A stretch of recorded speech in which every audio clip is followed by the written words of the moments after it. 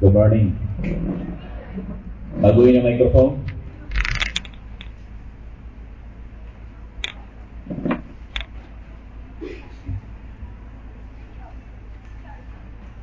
I am supposed to discuss Book 2 of the Revised Penal Code. Actually, Law 2 is about Book 2 and other special laws, if you remember. So we're talking about crimes and possible penalties. We'll talk about situations. We'll talk about some problems that you might encounter in the board exam. Your board exam is on Saturday, Sunday. So, Friday, 2 days. 1, 2, 3. Tatlong tulog na lang. Thursday or Saturday. Tatlong tulog na lang. Sunday na. Okay, where do I start? I do not know where to start. We will talk about crimes. I will talk about any situation possible now. I am limited. My time is limited up to 12 o'clock only, and I will not be taking up everything except that I have with me a copy of my revised penal code. I hope you also have yours. And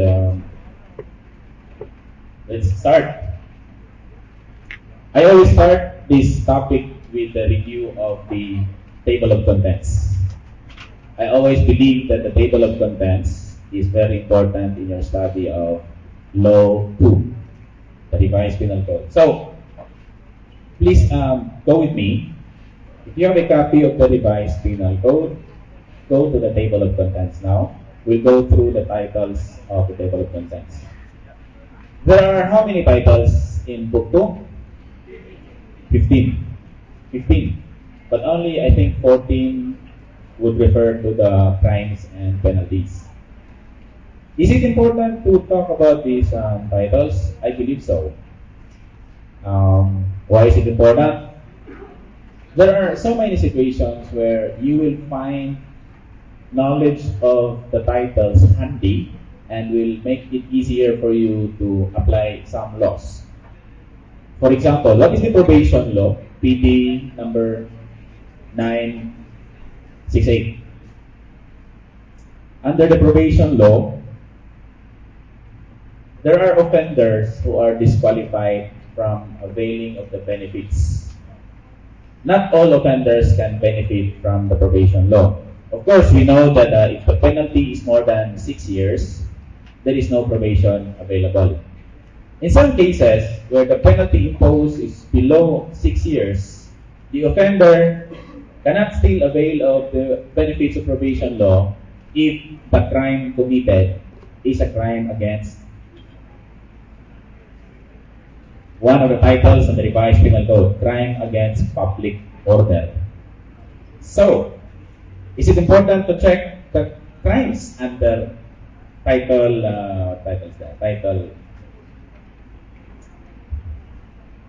let me see, Title 3, crimes against public order. It is important to know what are those crimes under Title 3 of Book 2. So if the problem in the board exam is like this, if person, let's say Mr. X, is convicted of theft, and the penalty imposed is 5 years, let's say maximum of 5 years, can he avail of the benefits of probation? The answer is yes. Let us say that the problem is, it says, Mr. X is convicted of the crime of direct assault. And the penalty provided by law or actually imposed by the court is only maximum of 4 years. Only 4 years, maximum of 4 years. Can he avail of the benefits of probation? The answer is no, because direct assault is a crime against public order. It is important to know the titles here. Another example is you already know about the crimes against persons, like rape, right? Why is it important to know that rape is now a crime against persons? I mean, does it matter if it's a crime against person or a crime against property? Does it matter? Is it important? The difference is really big and wide. If it's a crime against person, it can be filed by the prosecutor, by two concerned citizens, social welfare social worker can be filed by somebody who cares for the victim. Unlike before, rape is classified merely as a crime against chastity. Chastity? In which case, it's only the victim who can file the complaint. This time, it is classified as crime against person, therefore, it can be filed not just by the victim alone. In your Article 2, you have already taken up Book 1. This is just a review anyway. In Article 2 of the Revised Penal Code, there are crimes which can be prosecuted in the Philippines even when they are committed abroad. You remember, Article 2, there are 5 circumstances or instances when a criminal can still be prosecuted in the Philippines even if the crime committed is outside our territorial jurisdiction. You see, criminal law is jurisdictional, territorial. It has to be committed within our territory. Sorry. To review, there are 3 characteristics of criminal law: generality, territoriality, and prospectivity. One of the characteristics is this territoriality. It has to be committed within our territory. So that if you are a Filipino and you killed somebody, let's say in Africa, you cannot be charged with murder here in the Philippines. If you rape somebody in Australia, you cannot be charged in the Philippines for rape because it is committed outside our territory. Criminal law is territorial. However, in Article 2, there are 5 circumstances when a person can still be prosecuted here, meaning that the offender can still be liable under our criminal laws even if the crime is committed outside our country. And one of those is when it involves counterfeiting of our money, Philippine money, or currency or coins, or the introduction of this fake or counterfeit money into the Philippines, even if done outside. Another situation, I'm referring to paragraph 5. Paragraph 5, because this concerns the table of contents. Under paragraph 5, even if the crime is committed outside our country, if it is a crime against the law of nations or a crime against national security. Is that correct? Crime against national security or against the law of nations. Example, pirates.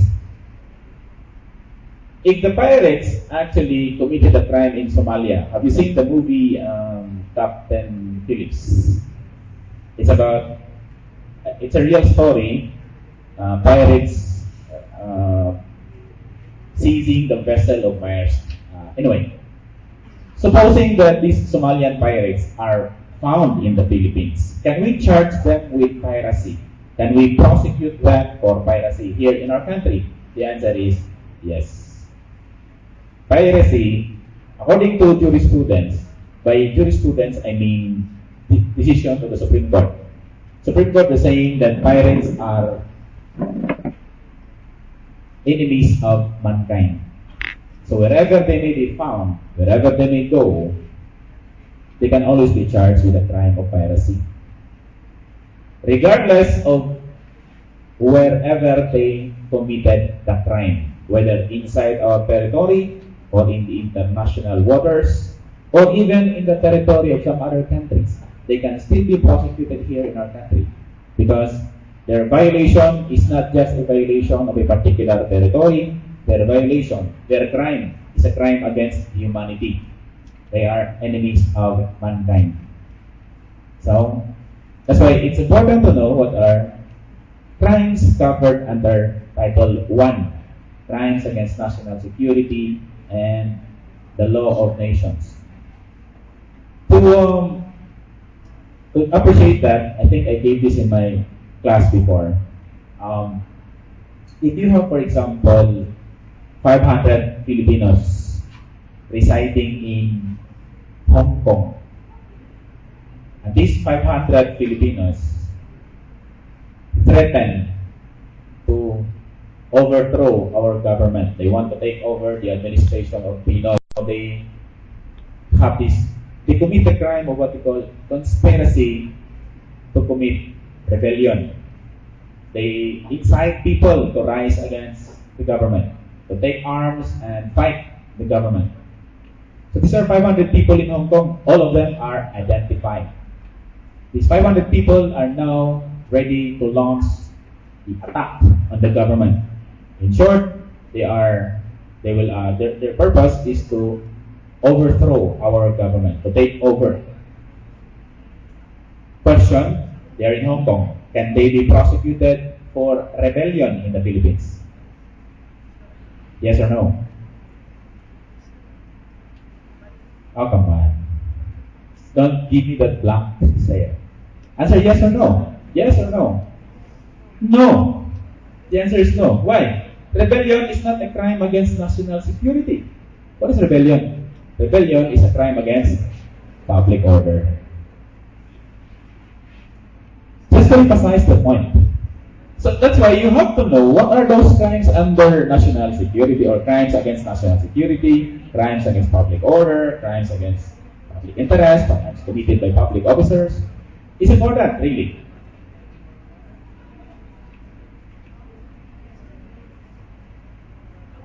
So actually, I just want you to, probably when you go home at noontime or when you go to your respective, wherever you are residing now, maybe temporarily, check on the table of contents. Just to enumerate, just to go with me now.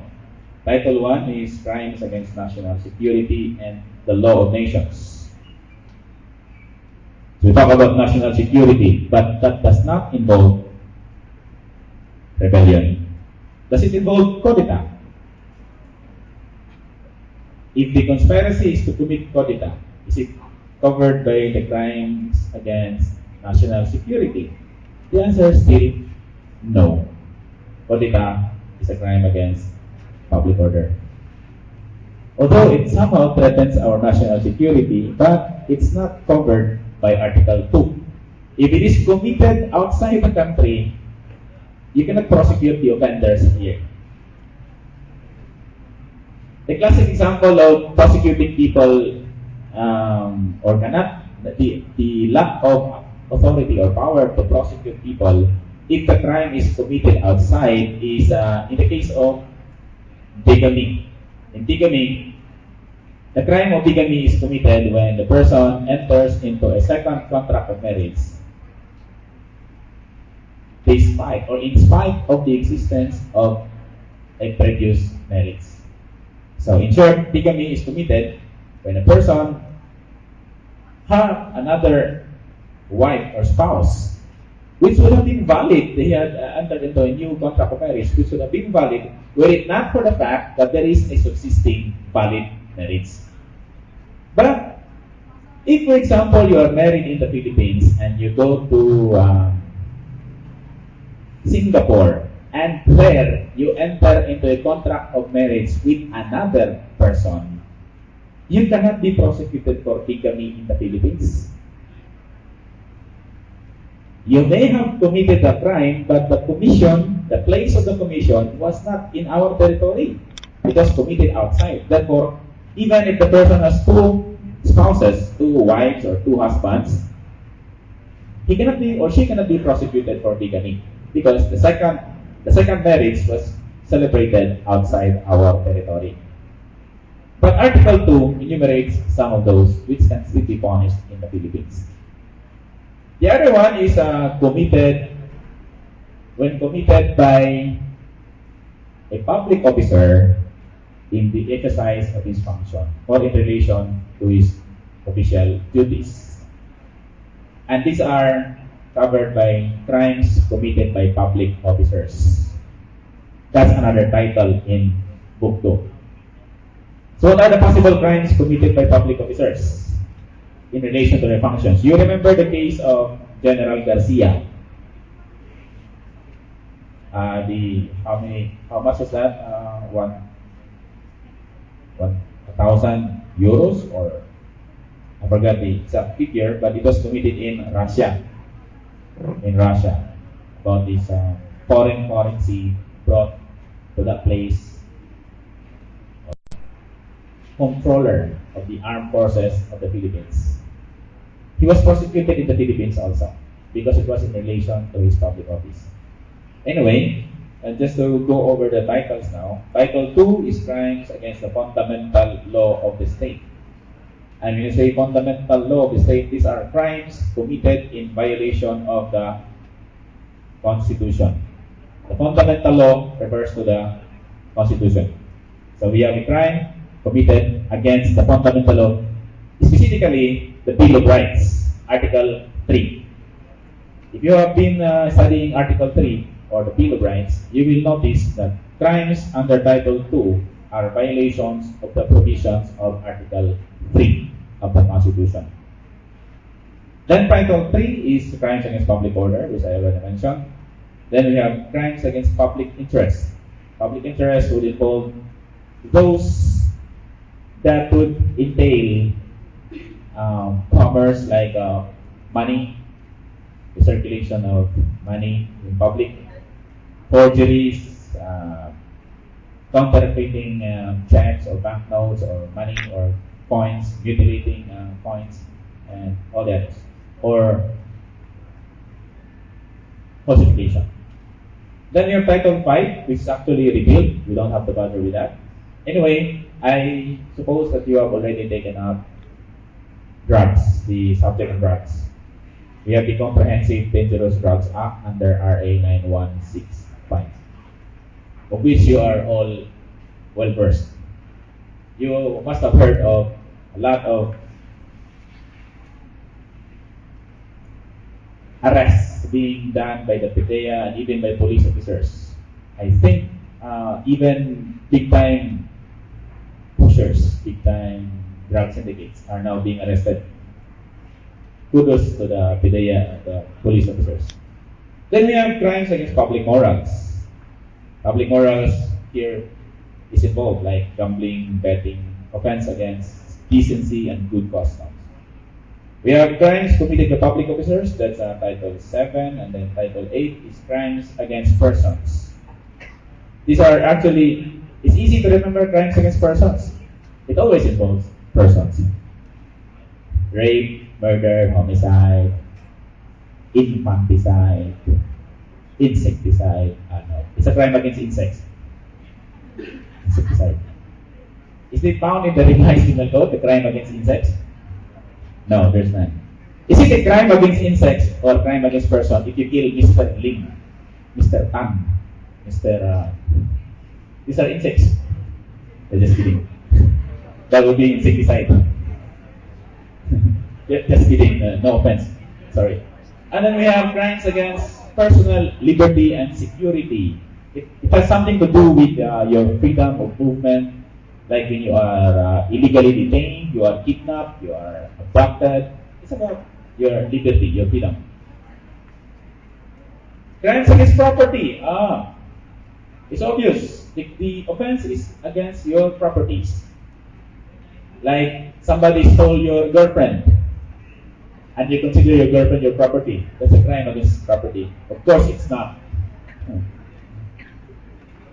Crimes against chastity. I have a question in mind, like, is it a crime against chastity if the victim is a gay?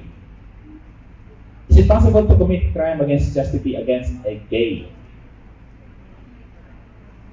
It depends on the crime, of course. Crimes against chastity would involve adultery, concubinage. This is a crime which is actually committed only among married people. You cannot have a concubinage or adultery if you are still single. Does this apply to common law spouses? If you are, let's say, you have a living partner and your living partner has found another person and he or she is now living with that other person, can you charge him or her with concubinage or adultery? The answer is no, because this crime requires that the persons involved are legally married to each other. If they're not, then there is no concubinage here, no adultery. Acts of lasciviousness. Is a good question. Can you, or can it possibly be done, or can it possibly be committed, the crime of acts of lasciviousness against a man? It's time to review the provision of the law on acts of lasciviousness. That's in article, let me see. What article is that? 2, 6. Is it correct? No, not 2, 6.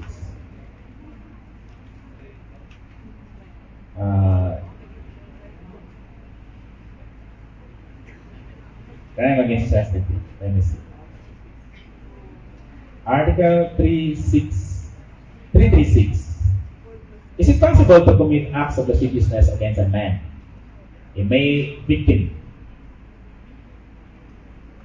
You may not have thought of this, but I will just read the law for you. It says, any person who shall commit any act of lasciviousness upon other persons of either sex.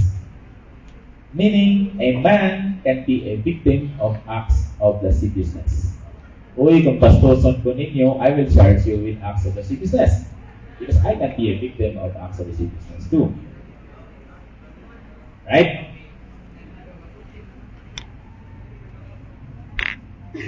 But in my experience, as a law practitioner, as a practicing lawyer, I haven't met yet any case involving a male victim of acts of lasciviousness.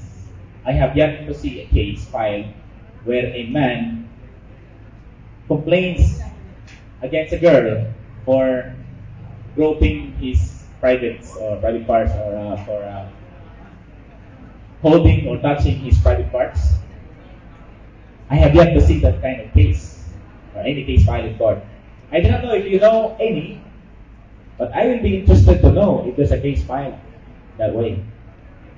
A man, especially an adult, being a victim of acts of lasciviousness and complains about it.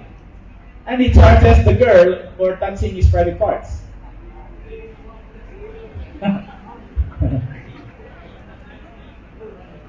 But anyway, can a man also file a complaint for rape against a woman? Of course, yes. In today's law, it can be done, but not before. But that will be classified as a sexual assault. Rape is committed by means of sexual assault. Let's go through the remaining titles. Crimes against the civil status of persons. This has something to do with your birth. You see, there is what we call simulation of birth. It's very common nowadays, if you notice, if you have heard about this. There are people who would like to register a child in their names, even if they were not, or she is not the one who gave birth to that child. Especially if the mother is not ready to face the consequences of being a single mother, an unwed mother, somebody who is a victim, not really a victim, but a victim of promise, a false promise to marry. She gives birth to a child, and then she gives it to somebody to stand as the mother and have that baby registered in somebody else's name. That will be simulation of birth. And that's punishable under the revised penal code. I think the penalty is prison mayor, if I'm not mistaken. But that is a crime, actually. And then finally, we have crimes against honor.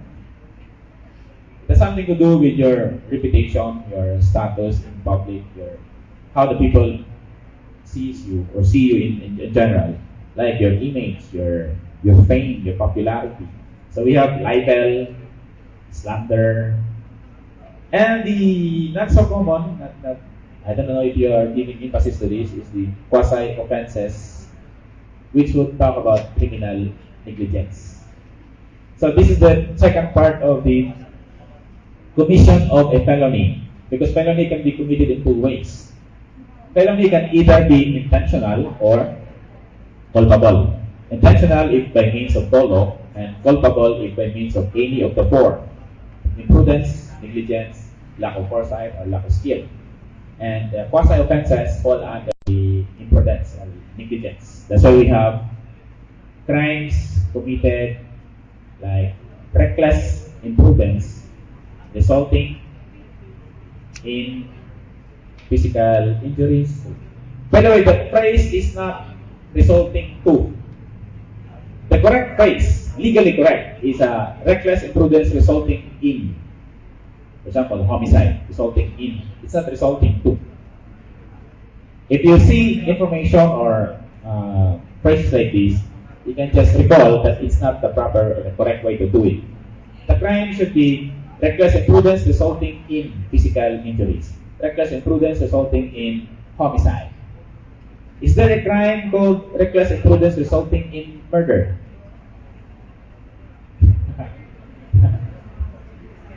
The fact that it is out of negligence, you can never call it murder. And besides, there is no provision of the law that says when murder is committed on occasion of the commission of the reckless imprudence. Of course, that is self-contradictory. But those are the titles so far. And I hope that you will appreciate reading the titles of your revised Penal Code Book 2.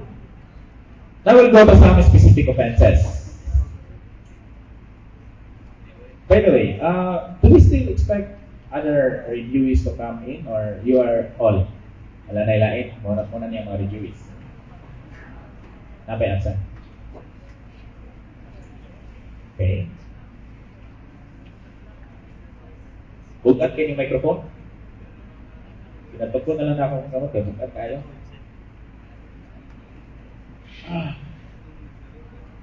Let's talk about crimes against national security and the law of nations. But we will relate this crime with some other crimes. How is piracy committed?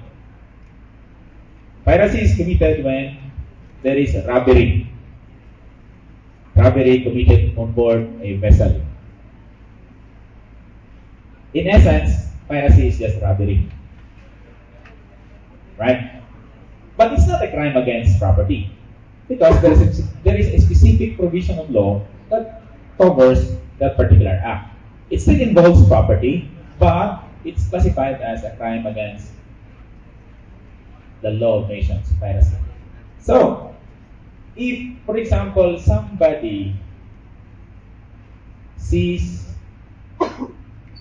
a best-selling album of my latest 5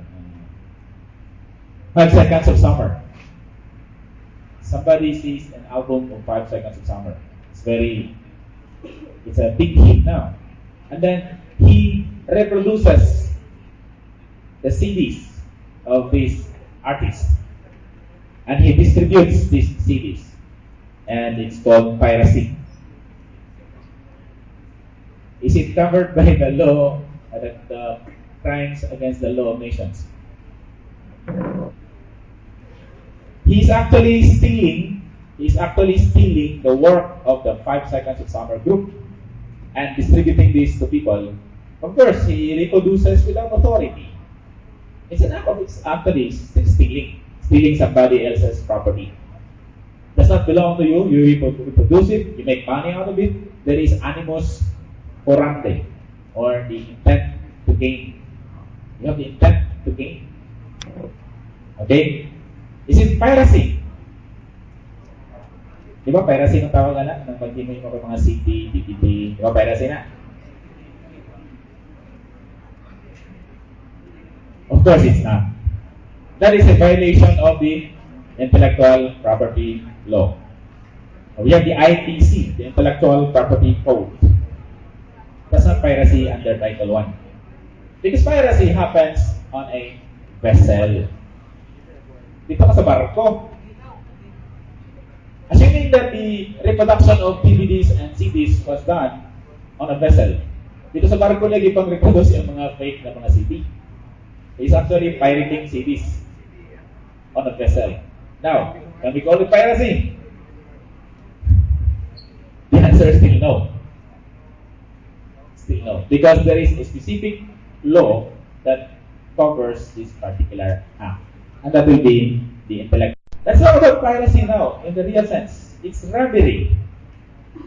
It's actually committed by seizing or attacking a vessel. That's one way of committing it. You attack, you seize a vessel. Or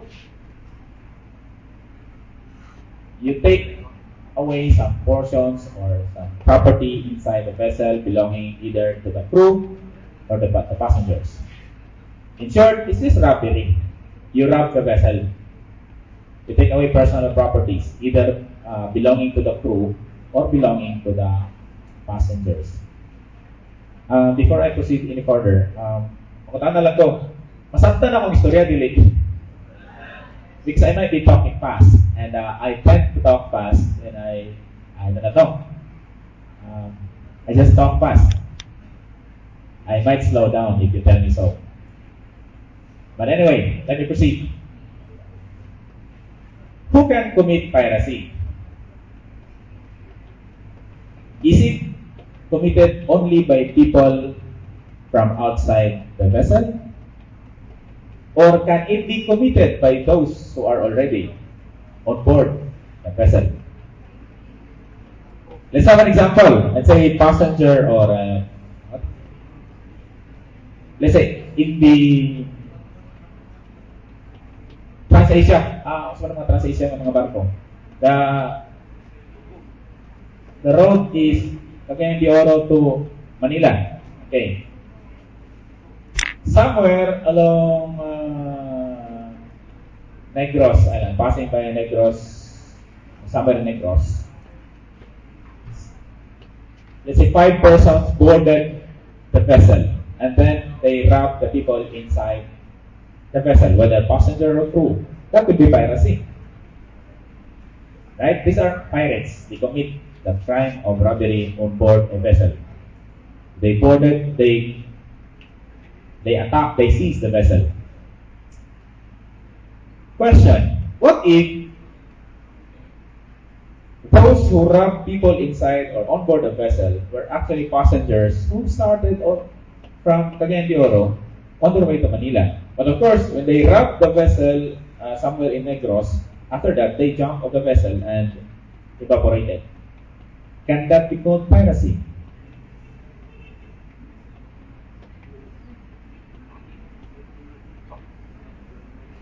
Or is it limited only to people who are not part of the ship, or not either passenger or crew?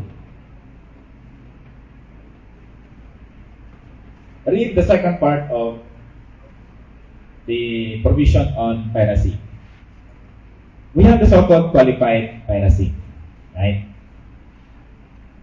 Piracy is qualified if committed on or in 3 ways. So one is when they boarded or they fired upon. I'll just read it for you.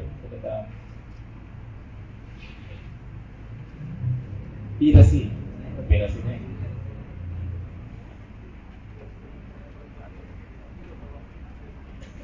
Qualified piracy. Those who commit any of the crimes referred to in, of course, Article 122, under any of the following circumstances. First paragraph, whenever they have seized a vessel, how?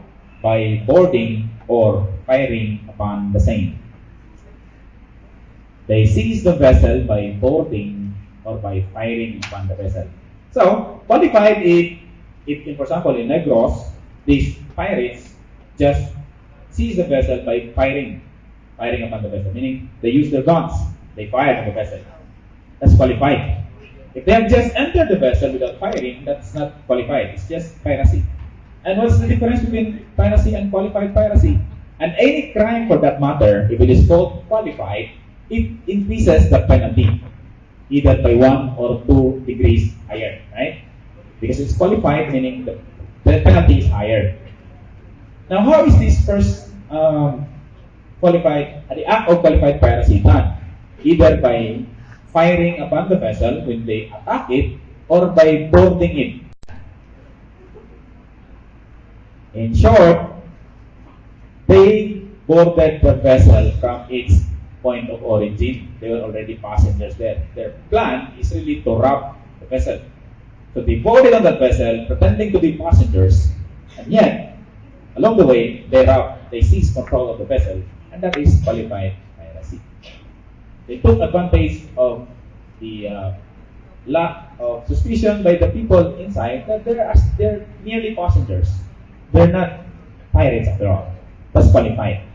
The essence, like for example, in a theft, if it is committed by a yaya or a house help or somebody whom you trust, and you would not expect to be robbing you, that would be qualified, because there is an element of the betrayal of your trust, of confidence. So that's qualified piracy. It is committed by passengers themselves, or those who boarded the vessel from the point of origin. That's qualified. The second circumstance is when the pirates have abandoned the victims without means of saving themselves. Let's say, for example, you left the vessel and probably you killed the engine, you drained all the fuel, no means of saving themselves. They're abandoned in the ocean, in the middle of the sea. Left with no provision, no food, and that will be qualified. And of course, the last is when the act is attended by either murder, homicide, physical injuries, and rape. These are all crimes against persons. Murder, homicide, physical injuries, and rape. If on occasion of the piracy this happens. So that's piracy in general. So I hope you know now that there is no distinction now between piracy committed on the high seas and Philippine waters, because we have PD 532, the Presidential Decree number 532, which provides for penalties for highway robbery and piracy. Before we go into that, you are of course aware of the crime called mutiny.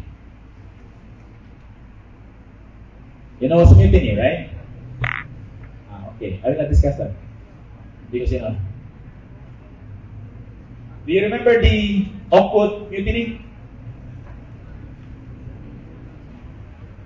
You were not born yet. Oakwood mutiny. It was the one which gave rise to the senator. How do you call it? Senatorship or the Senate position of Trillanes. Trillanes became a senator because of that. He became popular because of the Oakwood mutiny. But mutiny can happen only on vessel, because as provided, mutiny is committed by the crew of the vessel, or when the passengers themselves will fight the captain or the commander of the ship. Thank you. That makes it better. These are crew members or passengers who are now unruly or would rise against the administration of the commander, the captain of the ship. That would be mutiny. They are no longer obeying the orders of the captain. That's mutiny. But in the case of Oakwood mutiny, these are people, soldiers of the armed forces of the Philippines, who actually announced their severance. They are no longer obeying the orders of the commander-in-chief of the Republic of the Philippines.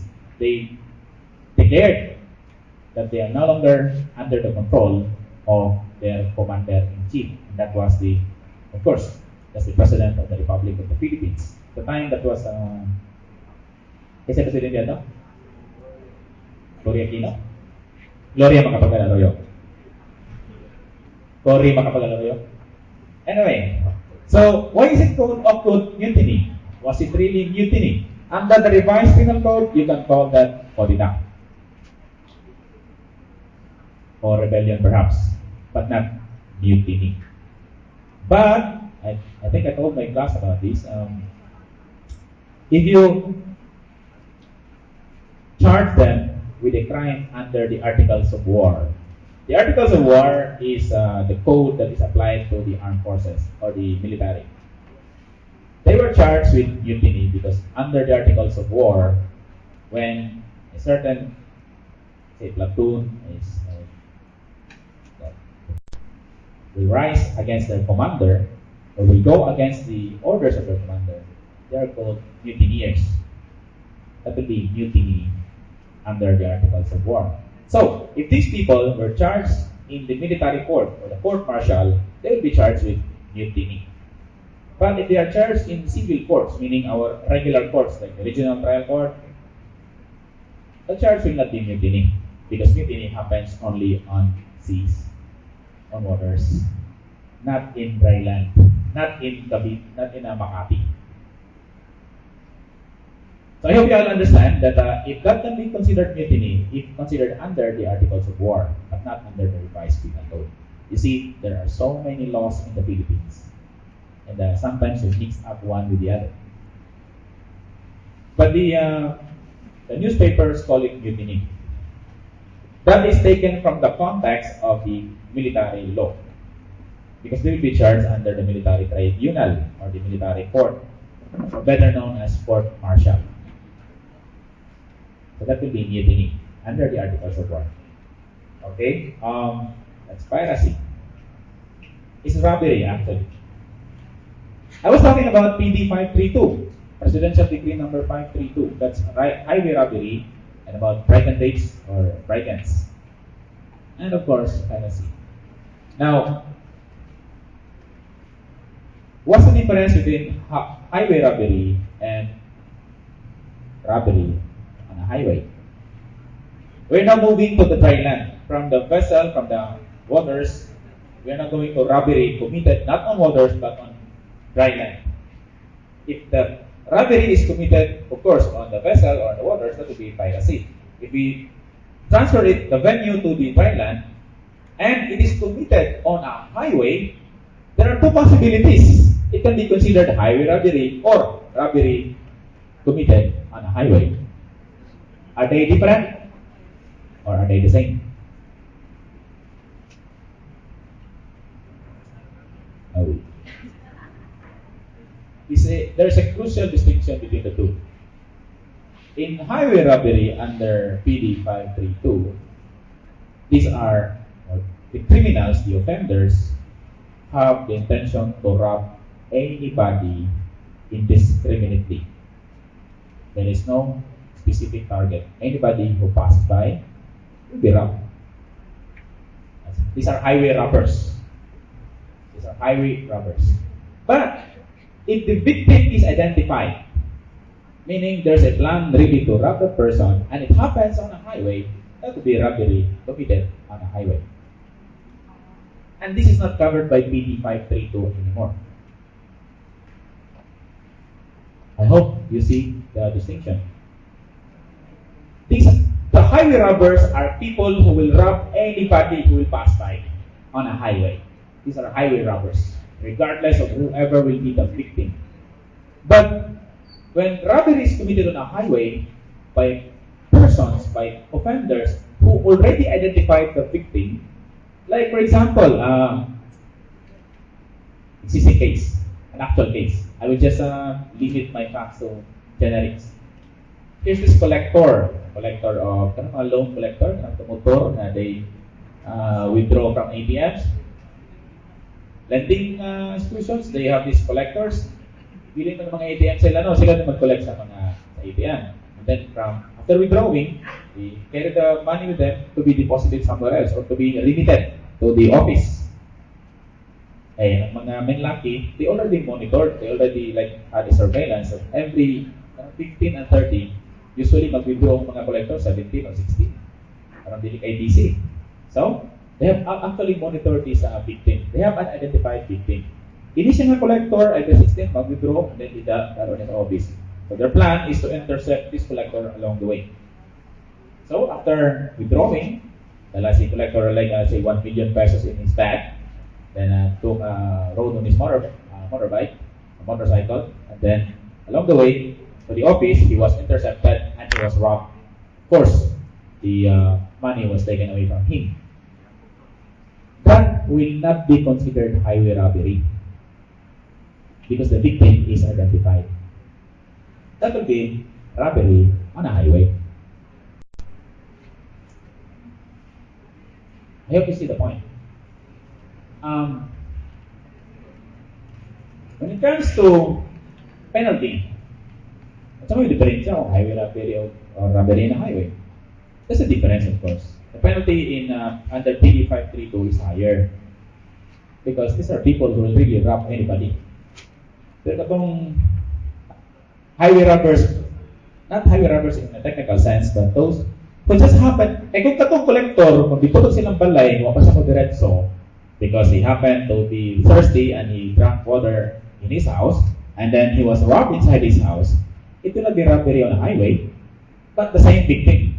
He was robbed inside his house.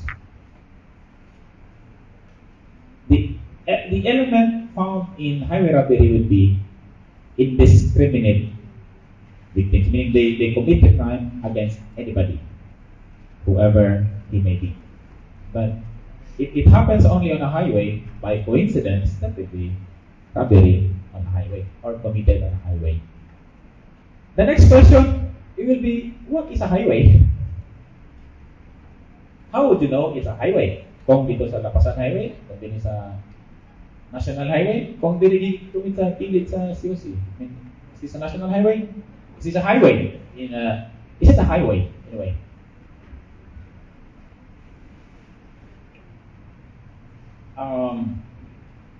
Do you have a copy of PD 532? Just to enlighten you on this. I hope I have a copy.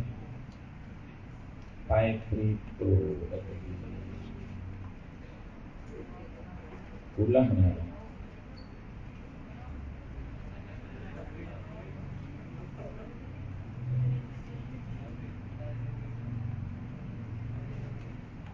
Pangit pa niya akong code. Kulang na 532.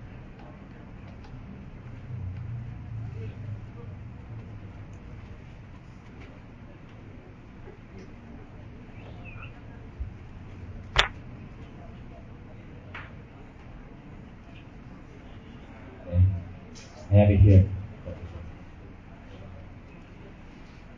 To answer our question, what is a highway? For purposes of that thing, a Philippine highway is defined under the law as referring to any road, street, passage, highway, and bridges or other parts thereof, or railway or railroad within the Philippines used by persons or vehicles or locomotive or trains for the movement or circulation of persons or transportation of goods, articles, or property, or both. Meaning any road, any street, any place used for passage or transportation by people or properties. That one, besides COC, is considered Philippine highway. Provincial roads are Philippine highway. National, municipal roads, barangay roads are parts of the Philippine highway. So robbery on a highway, or if these are highway robbers, called highway robbery, committed anywhere used as passage for transportation of goods or of people, that will be highway robbery. In short, isang lugar basta maagian, basta giagyan ng tao or sakyanan. That's highway. That's for PD 532. Brigands. Of course, what are brigands? Their crime is called brigandage. These are people, these are armed people grouping themselves together for the purpose of committing any of the crimes under the law. They're brigands. Kung saan sila ng mga tao? You can find them in the... Never mind. I know where they are. Some of them are my clients. I'll tell you if you ask me. When you become... Some of you here are police officers, I understand. But if you are already a police officer and if you are in the intelligence department, you will know where they are. Anyway, now let's move to another place of robbery. If the robbery happens on a plane, kumanata sa highway. By the way, highway. Isa tamo sa aeroplano. What if The robbery was committed on board a bus. Sakay silang bus. Gitulis nila ang bus. What's the crime?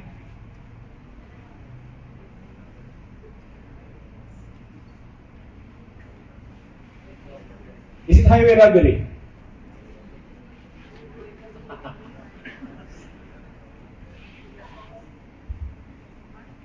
Let's read the highway robbery thing. The seizure of any persons for ransom, extortion, or other unlawful purpose, or the taking away of the property of another by means of violence against or intimidation of persons, or force upon things, or other unlawful means, committed by any person on any Philippine highway. On any Philippine highway. Seizure of any person for ransom, extortion, or taking of property of any person committed on any Philippine highway. Bus, kanang bus. This is like piracy, except that it's committed on board a bus. Is that highway robbery? Falls under the definition. It's highway robbery. So this time, it's very clear. It's not just any bus. Because it's different. You see, it's different when you are just there along the road waiting for anybody who passed by, and then you rob. Like a bus passes by, you stop the bus, you rob the passengers. If you boarded the bus from the terminal going somewhere, and then along the way you rob the people inside the bus, you take control of the bus, you seize the bus, you attack the driver and everybody else, that's still highway robbery. But this time, it's a different kind of highway robbery. It will be qualified highway robbery.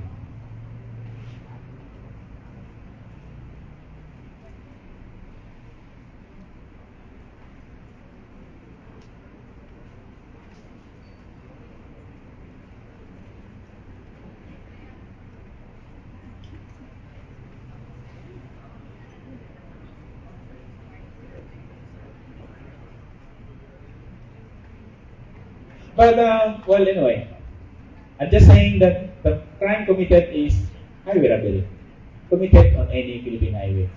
Whether moving or not moving, as long as it's committed on a highway. But, again, I don't distinguish if this is just a group of people who already identified a particular victim and they're waiting in ambush. Doon ay tulong ka sa kanan, hindi palabay. But that one, their intended target, when it passed by, they plug it down and then they rob the people or the persons on board. That is robbery on a highway, not highway robbery. Now let's go to the plane. Let's fly. Nakasa aeroplano, itulis ang aeroplano. I mean, people on board were robbed. That will be hijacking. This crime is hijacking. The crime is hijack. Hijack. Hi, good. Kung wala mo lupat, low jack.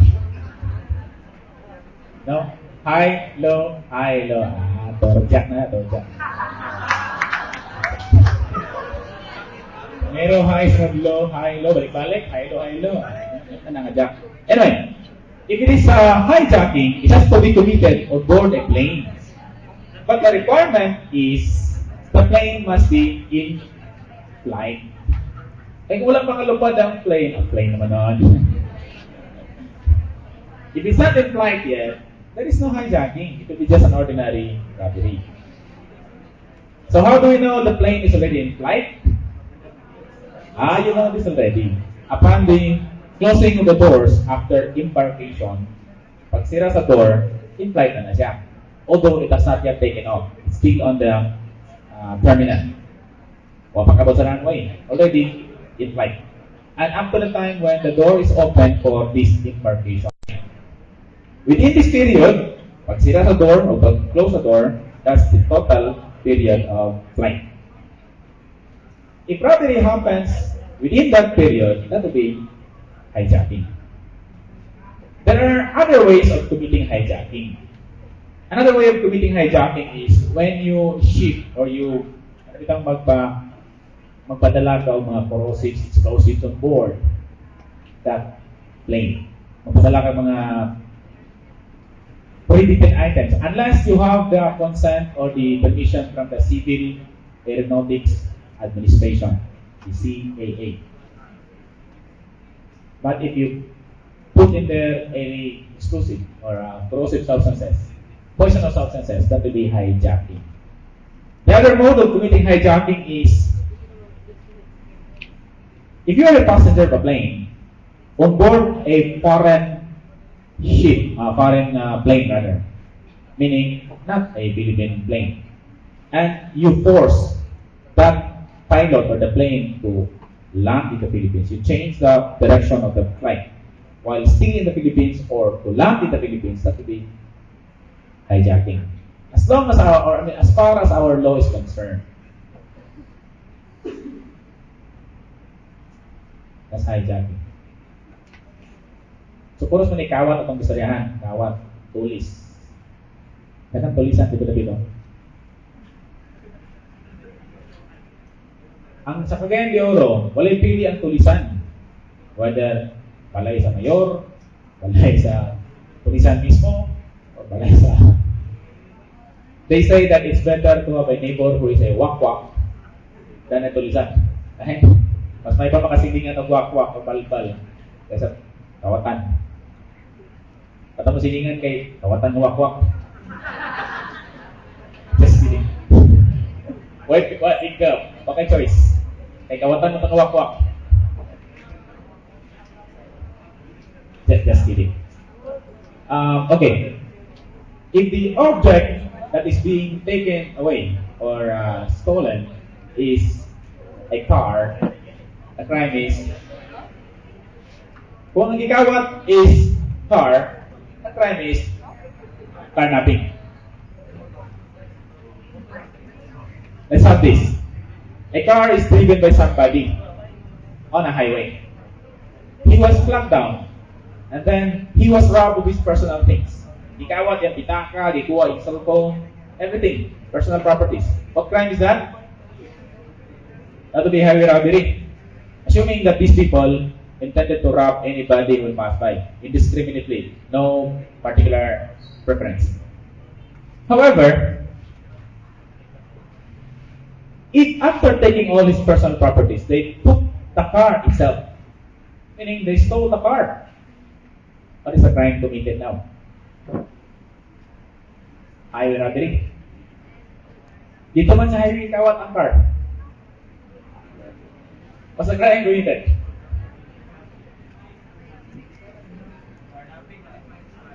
The crime would be carnapping, of course.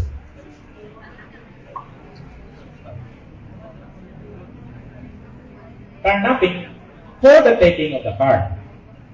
Highway robbery for the taking of the personal properties. So there are two crimes committed now. Is it a complex crime? Is it a complex crime? No. These are different independent crimes, distinct from each other. Why? It's not necessary to rob them of their personal things in order to steal the car. Right? One is not a mode to commit the other. Is it necessary to steal the car in order to steal to rob them of the personal properties? Not necessarily. It can be done somewhere else. If the intention was to rob them of their personal properties, that will be highway robbery or robbery on a highway. And then after that, they took away the car, that will be carnapping.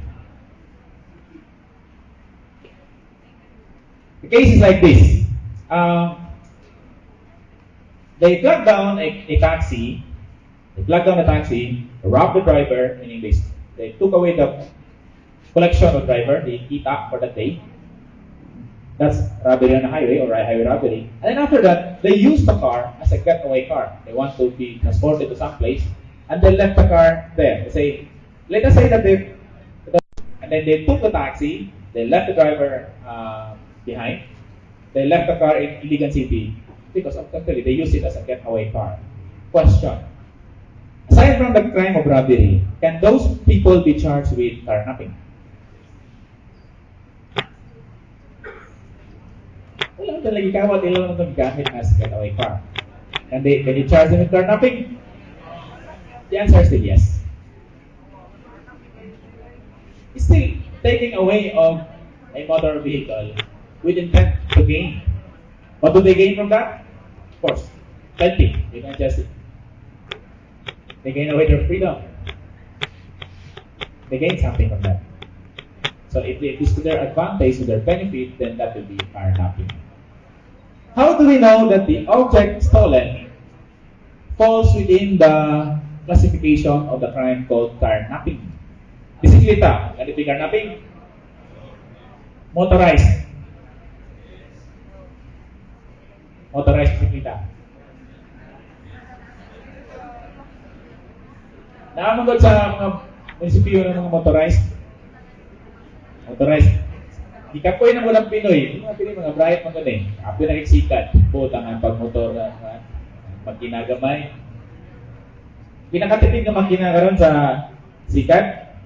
Zinger ng makina. Alam mo, zinger ng makina. Labi na sigsag. Huwag gasolina. Mga multitasking pa ka, bili ka manahe. May laday. Just kidding, words. Anyway, carnapping is only applicable when the subject or the object of being stolen is actually a motor vehicle. But not all motor vehicles can be covered by the crime called carnapping. Pilit na ng motor vehicles, like heavy equipment, hindi na pwede ikarnap ng ison, ng piloter. They do not fall under the definition of carnapping in the law. Lahi na siya ng crime, ha? Alang karnapo na ng pison. Pag-buckler na mulakad niyo. Pituhan na lang. Wala mo na yung mag-getaway car na mag-ikog ka. What about tractors? Pwede karnapo ng traktor? No. Please read the law because the law identifies what are those that can be considered motor vehicles for purposes of defining carnapping.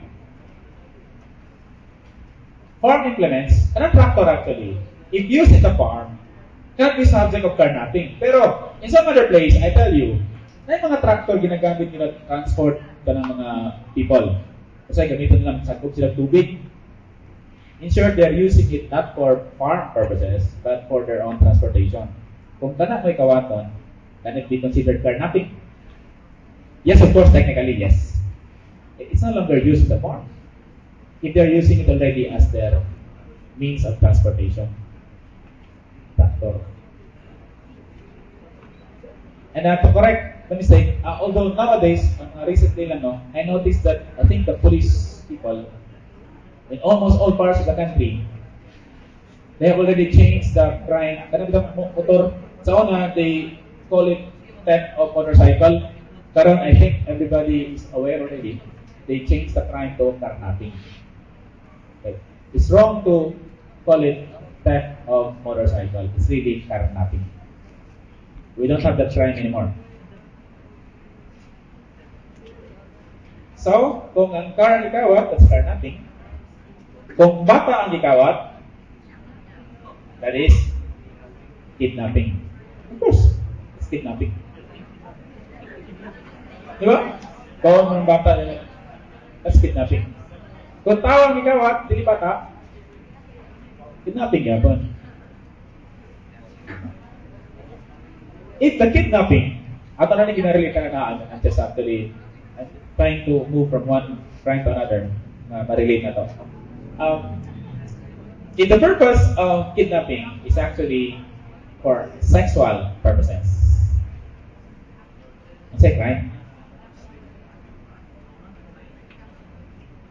Sexy man kayo si dalaga sa Surigona, dagang ayok. The purpose is really to kidnap na kidnapon lang. Of course, the purpose is so rubbish to enjoy sexually. What's a crime? A crime will be abduction. And there lies the problem. There's a problem there because they had an amendment to the law. Remember the RA 7659? That imposes that penalty. And they included some crimes. They increased the penalty like kidnapping with serious illegal detention, the penalty for some crimes, rape, for example. They increased the penalty. But in the crime of abduction, wala nila ma-change ang penalty. You see, I'll give you an example. Ang crime of purely kidnapping or kidnapping with serious illegal detention, penalty is reclusion perpetua. You know what's reclusion perpetua? Kidnapping na, but they did not change sa una, kidnapping is actually reclusion temporal.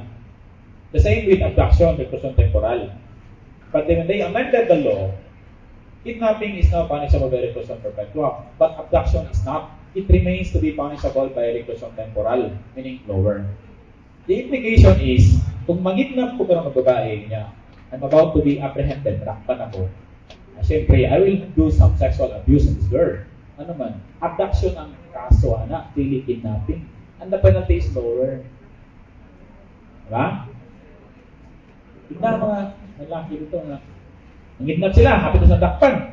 They make sure that they abuse the girl sexually. Because that will be abduction. That's not kidnapping. Eh kung kidnapping, mas takot ang penalty. Abduction na lang, enjoy pa. Lower pa penalty. They oversee that actually. They forgot about abduction. They increased the penalty for kidnapping, but they did not increase the penalty for abduction. Which is very important. Abduction na doon ay sexual na, diba? That's a problem. I do not know if they will change that, but as of the moment, there is no change to that.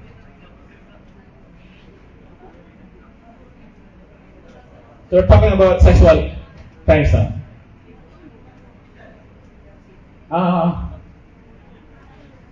That's abduction. If the crime is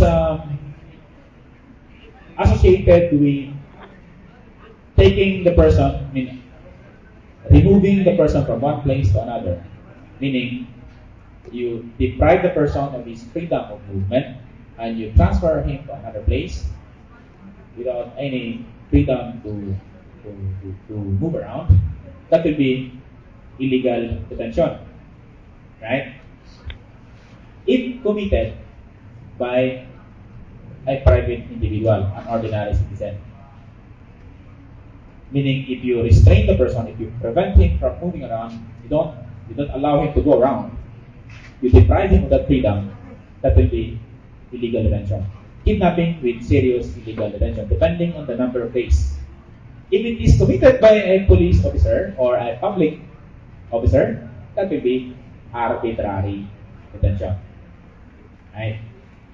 And then going back to my example, if I'm going to be charged with serious illegal detention, I would rather have sexual abuse of the girl, so that my crime will be abduction.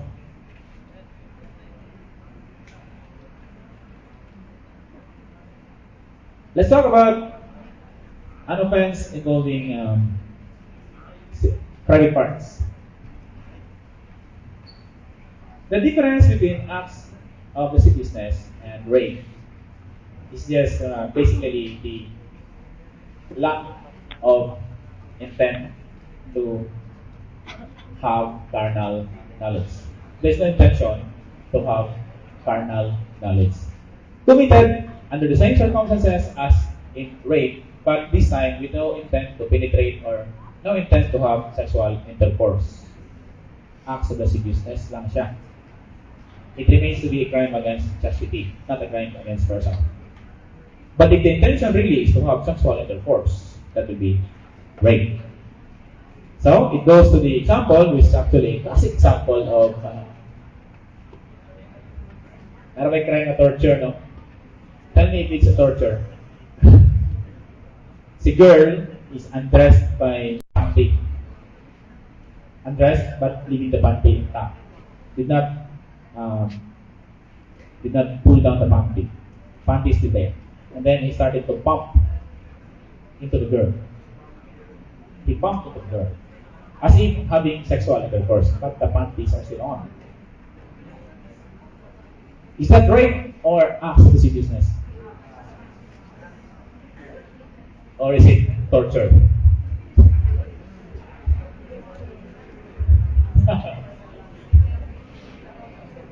Kung anti-republica, kasi yun ang torture, anti-torture act, republica.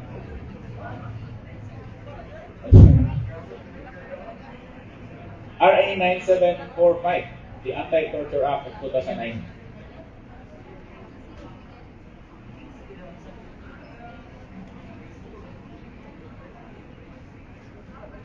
Tell me, is it rape or acts of lasciviousness? It's just an act of lasciviousness. There was no intention to penetrate. Ang problema kung di-penetrate yun, alam niyo pa, that will be rape already. Right? That's rape. But you see, leaving the panties on, there's no intention to penetrate. It's just actually, hinanggal lang niya, hinanggal. Hinanggal lang niya. Lascivious conduct actually. But I don't think it will happen. Tell me guys.